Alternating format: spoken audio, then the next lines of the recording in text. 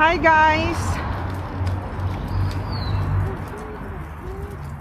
We're here at the park, entering the King George Park here in Ashton. Ayan.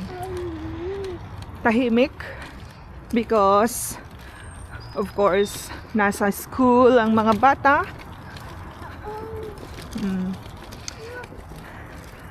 Z, yeah, I know. Z was saying, look. Dito kami pumupunta ni Z madalas during summer and fall, autumn. Kasi medyo wet, laging naulan. Ngayong winter, malamig, hindi kami nagpupunta. Oh. Walang kids. Mamaya pa mag-busy yan. Pero minsan kahit school days, may mga pumupunta na mga may batang babies. Ganun. May mga kaedad ni Z. So, yun. Merong naglalaro ng aso. Aso. Dog. Maraming dog lovers dito, guys. Dito sa UK.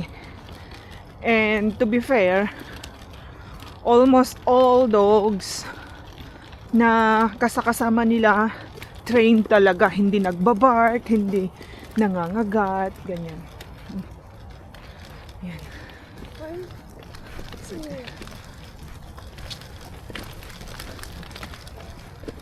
Tapos sa Pilipinas, sa Asia, grabe ang mga aso na nagbabark, nakakatakot, nakakatrauma, pero dito hindi. Kung ganun yung halaga mo, you have to discipline, you have to train. Tapos kung humahabol siya ng mga tao or possible na kakagat, wala, i-take down nila. Take down! Yun, oo. Kailangang patahimikin. Ganun na lang. So, ayan. Football field. 1, 2, 3, 4, 5. 5 sets ng football. Ay, shucks. Ayan, no. Hindi pinulot yung tae ng aso. So, ayun. Dapat pinupulot nila yung tae ng aso kasi may fine sa council. May multa.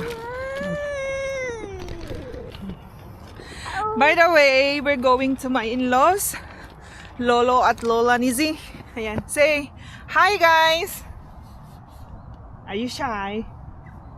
Are you shy? Eh? Dapat ikakat ko yung bangs na kagabi eh. Hindi natuloy, mamaya ulit. Ganda dito maglakad-lakad. Nung buntis ako, guys, lagi ako dito. Lagi ko namang sinasabi. Ayun, meron din nagte-train ng aso doon.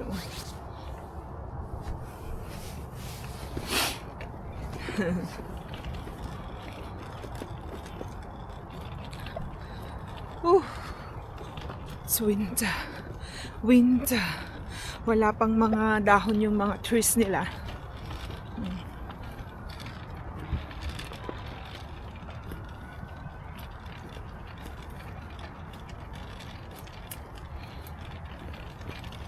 Magandang tingnan pero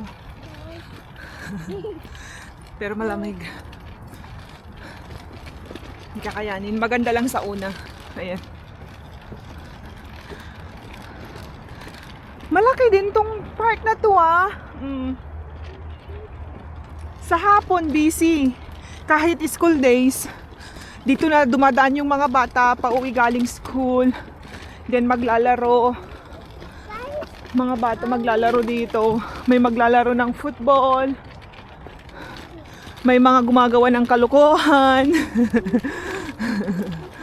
Yan. So, paglabas namin dito, there's another primary school. Ayan. Meron sa amin like Like 20 seconds walk. 20 steps walk. Tapos ito ang susunod na malapit sa amin na primary school. Hersnow St. James. Pagod din. Dito ang daan papunta kila in-laws. Meron din sa highway sa kabila. Minsan mas madali doon pero mas safe sa amin ni Z dito at makita rin niya yung green fields. Yun.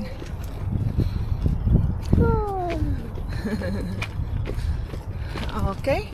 See you again later.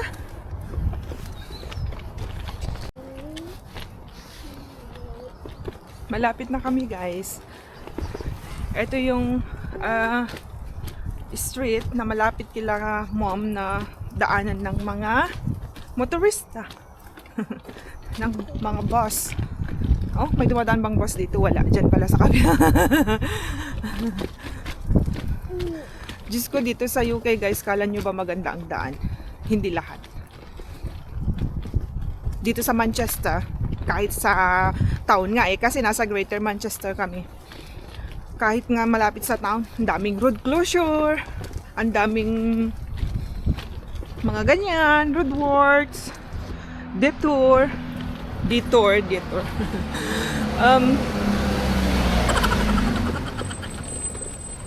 Dami kong nababasang mga post ng mga vlogger. As in, talagang mahal na mahal nila ang UK. Which is, oh, another poop. Which is, I don't disagree. Maganda naman ang UK. Siguro, kanya-kanya tayong pananaw, kanya-kanya tayong experiences. Pero, sa Manchester, it's not bad. It's not really bad. Pero yung mga pananaw natin talaga, hindi tayo pare-parehas. So, yun. It's not being ungrateful. Pero, why? Pag sabihin ungrateful, kung lumalaban tayong lahat ng patas, di ba? Yun. Anyway, let's not talk about it. Ito na naman. Dito yung bus stop nila, mom, pero hindi na na-terminate na yung 396 bus dito.